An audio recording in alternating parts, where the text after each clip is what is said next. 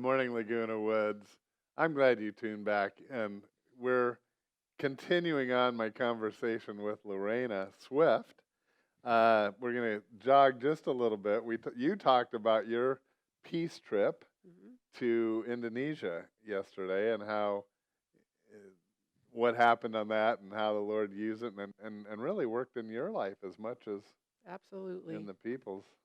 And you come home on fire for the Lord more than when you went. And I was thinking yesterday, Lorena, the generalization, yes, these are the specifics that you and I had the privilege of doing.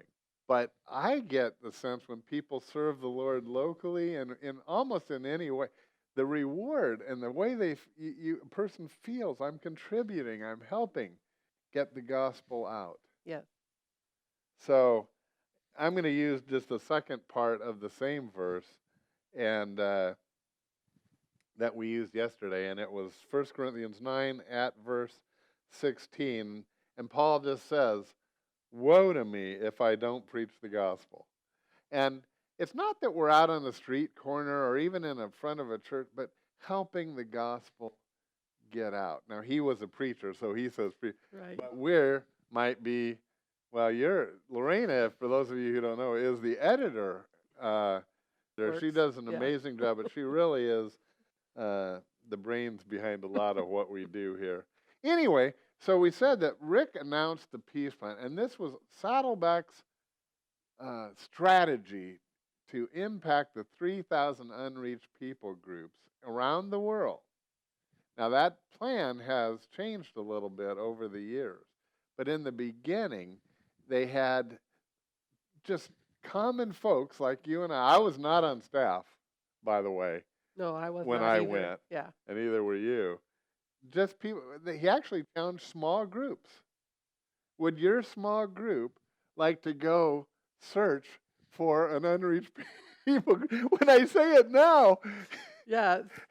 Sounds amazing. who are we to go? But you know the and one of the another most amazing thing is three of my group of Yeah. 20 people went, but the other 17 that were home, we had a phone contact, and they prayed for us specifically every single day.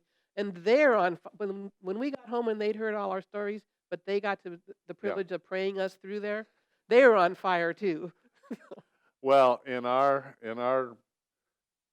trip, only 3 of us guys actually went, but the whole rest of the small group not only prayed but helped support us Yes. to to go, and so they invested in the spread of the gospel their tangible Yeah. money. Ours did the same thing. Yeah, and so they absolutely a part of spreading the gospel in that trip. So we started out to go to Albania, and because you were saying you started in China and then Yeah. Africa, and you ended up in Indonesia. We started out in Albania. We thought the Lord was calling us to Albania. And then the thing that stopped us from going there is actually another small group Oh, beat us to it, and they went. yeah. And we went, no, we really want to go where no one has gone before, as they say in Star Trek. Anyway, uh, so we end up, there was a people group called the Dungan people in uh, northeastern Kazakhstan. And in fact, this is a group of about 1 million people, uh, and they're in Kyrgyzstan, Kazakhstan, and China. You got to look where those 3 countries come together on a map, and it's kind of fascinating to do so.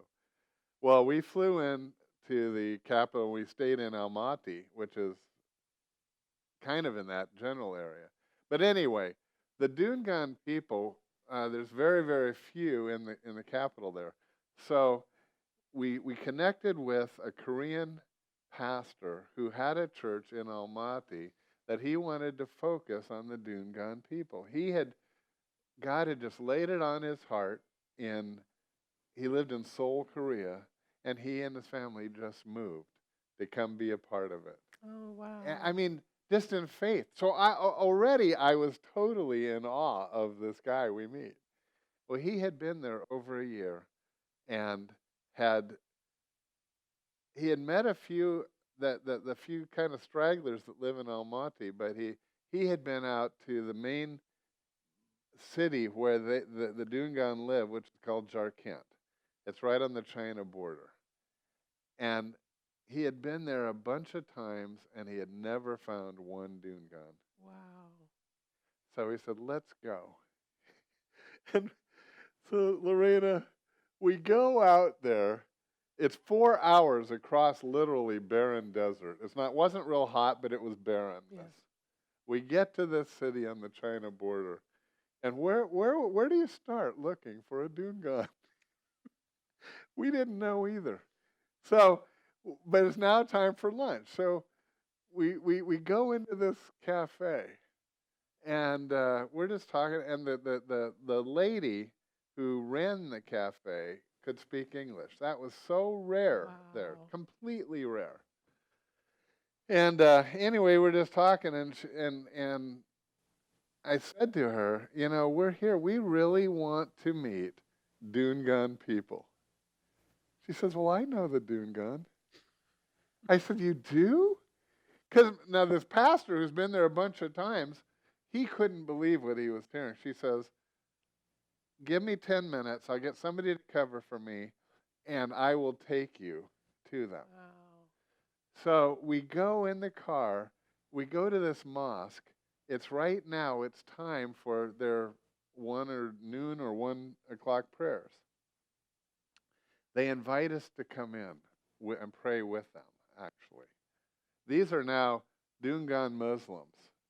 And anyway, we started to do that, but we did leave that part and wait for them outside. It was not comfortable for us. But they came out and they were so nice. Kind of like what you were sharing. Right. They're not afraid because, in fact, they had never seen an American before in person. Right. Ever. And we were there, and so they said, no, you must come with us. Well, first we went to one person's home for food, and then they said, because we were looking really for the leader, the top Dungan person. And so after at one place, they said, come with, and so they took us to this one. He was the top imam for the whole area, and he was extremely wealthy, beautiful, beautiful home. This is not slums or anything like that.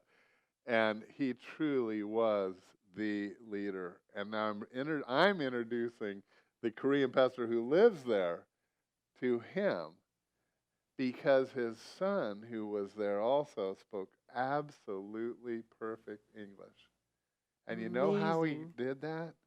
Off of watching American television. He had learned, because none of them had ever seen an American in person. So they kind of honored us. All that to say, this was the Lord went before us. The son's name was Hamid. I emailed and we talked over the years somewhat. I did just email him last night, and his email is no longer active, so I was disappointed in that. But all that to say, was privileged, just like you, to go as Saddleback, but we actually were representing the Lord. Right. More than that. Well, I was in awe of the Lord. And so from that point on, the Korean missionary pastor had his contact, just because in God's sovereignty, we stopped at that cafe, had that lady wait on us who knew the person who. Yeah.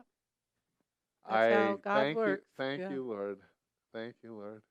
I just love it. I get when I think about that, because I know that it was from a human perspective, that was absolutely a miracle. So I continue to pray for that people group. They need the gospel. They live mostly in China and actually come across the border to work in Jarkent. Anyway, we have to go. Thank you for sharing these last 2 days with me and listening to my story too. We love telling stories. Bye, Laguna Woods. We'll see you tomorrow. Bye.